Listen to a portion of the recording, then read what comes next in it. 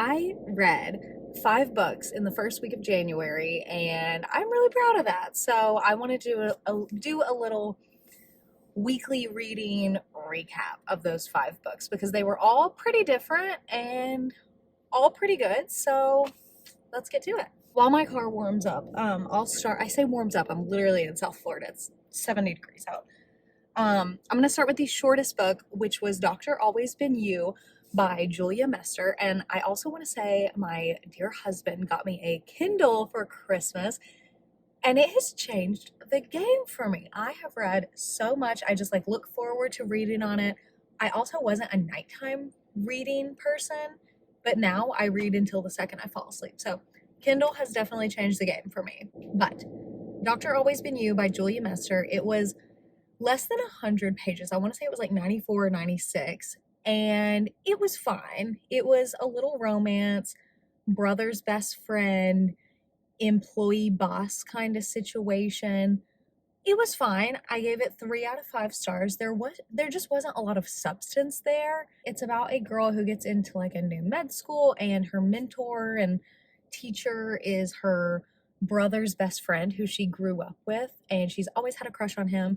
So you get to see them start to flirt in class, and their feelings become apparent, but you also learn a bunch of secrets about him and who he was when he was friends with her brother. So it was fine. 3 out of 5 stars. Super short, super easy read. If you need to get out of a reading slump and you like a quick romance, I recommend this one. I wish I had more to say on it. This isn't in order of when I read them, but length. So the next shortest book I read was Never Lie by Frida McFadden. It was 286 pages. It's a thriller. Of course, it's Frida McFadden. If you haven't read anything by her, she is most popular, I think, for The Housemaid. It's the only other book I've read by her, and to be honest, I'm just not the biggest fan of hers. I gave this book, I think, 3.5 out of 5 stars, which is exactly what I rated The Housemaid. I just expected more out of this book. Never Lie is about 2 newlyweds that are house hunting, and they end up getting trapped in this old beautiful mansion that was owned by a psychiatrist. They end up getting trapped in a snowstorm. They can't leave the house. And while they're there, they learn secrets about the psychiatrist, about her patients, about each other. They think the house is haunted. There's just a lot of spooky things going on, and you're uncovering all these secrets while they're in the house. And they're also uncovering secrets about each other.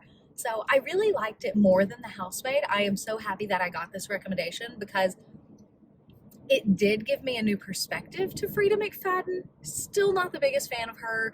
Maybe I'll do a full video on just this book, but it was good. I mean, it was a good thriller for people who are into mild thrillers, if that makes sense. I feel like the thrillers I like are just way more intense than this book. I definitely recommend this book and definitely recommend Frida McFadden. I'm just not the biggest fan of her. I don't think her writing is as good as people make it out to be. I think she is a great storyteller. I think she develops really great characters and really great plots, but it's always just missing a little something for me. But anyway, 3.5 out of 5. Overall, a good book.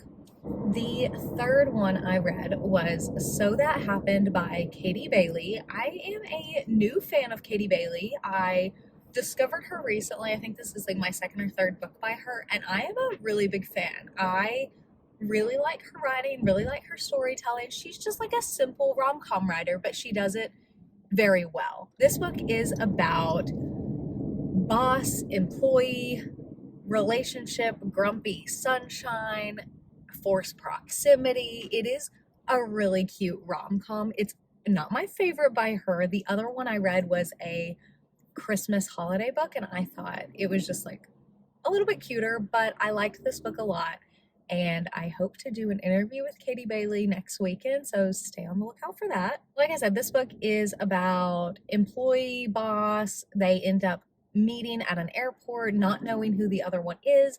They're forced to spend a night together. Then the main female character shows up to her brand new job on Monday, 2 days later, and who was the guy? that she had to share a hotel room with none other than her brand new boss. So it was a cute story. I think I gave it 3.5 or 4 out of 5 stars. Again, not my favorite by her, but a really cute rom-com, really sweet. I love Katie Bailey. And I think I forgot to say this one was 350-ish pages, and it felt like I was watching a movie. That's my favorite thing about Katie Bailey is she just does such a good job of like character descriptions and like storytelling. Her plots are so cute, but the descriptions are there. Like I feel like I'm watching a movie, and I actually read this on my Kindle and listened to part of it, part of the audiobook. I did not like the male narrator, so I read most of it, but it was a cute audiobook too. Now, these last two that I read, the two longest ones, I could do a whole video just on these books. They are both by Sadie Kincaid, who is like the spiciest author. I hate when people stop right next to me when I'm doing a video. Sadie Kincaid is the spiciest author I have ever read. She is wild. I don't know how she thinks of these things, but she does them so well. So this first one was Lorenzo by Sadie Kincaid. It is the third in a Dark Mafia series. So Lorenzo is the oldest of 3 families in the mafia. This is a second oh my gosh, what is happening here? What the heck is going on? There's like 100 people standing here on the sidewalk next to the outlets. I feel like I'm really missing something, but this book is about second marriages, very grumpy sunshine. It is forced proximity. So the oldest brother in this mafia family, he ends up falling for his sister-in-law's cousin. She has to come. What is going on here? I wonder if you guys can see this. She has to come and stay with their family, and of course, forced proximity. They have to live together. They have to work together, and he is so grumpy, he ends up falling for her, and it is both of their second relationships. They're both married, so it's a really cute romance. It is also very, very spicy. This whole series is very spicy. I think all of Sadie Kincaid's books are very, very spicy. There are some triggers in this book. It does focus on like the sub-dom kind of realm, so you get a little bit of that aspect. All of Sadie Kincaid's books do have some triggers. Make sure you look into them before reading any of her books, but she does spicy books with great plots very, very well. And the romance aspect, the actual love story plot is so good. This was my least favorite of the 3-book series, but it's still really good. The other 2, I just preferred the storylines better. I gave Lorenzo, I think 4 out of 5 stars, maybe 3.5. It was really good. I like all of Sadie Kincaid's. I realized what was going on. I think it's the start of the Palm Beach, like, supercar show. So there are just a lot of cars, and if you hear it, oh my God, I shouldn't have come to the outlets. But if you can hear the cars, that's what's going on. There's like a supercar show. It's like, I'm literally just at the outlets to return a bodysuit to Soma, which is like an underwear store.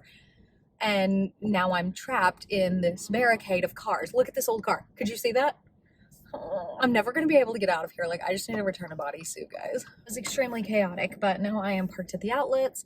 So going back to Lorenzo, it was 418 pages, third in a series, my least favorite, but it was really good. Like I said, 4 out of 5 stars. If you're into spicy romance or dark mafia, you should absolutely read this series. It is called Chicago Ruthless by Sadie Kincaid. Moving on to my last and longest book of the first week of January. It was 420 pages, also by Sadie Kincaid, and this book was called The Perfect Fit. This book is about 3 billionaire best friends, and they are trying to find their 4th missing piece in their relationship. So it is male, male, male, female romance, and it is unlike anything I've ever read in my entire life. There are a lot of triggers in this book. You are dealing with like consensual non-consent, primal play, blood play.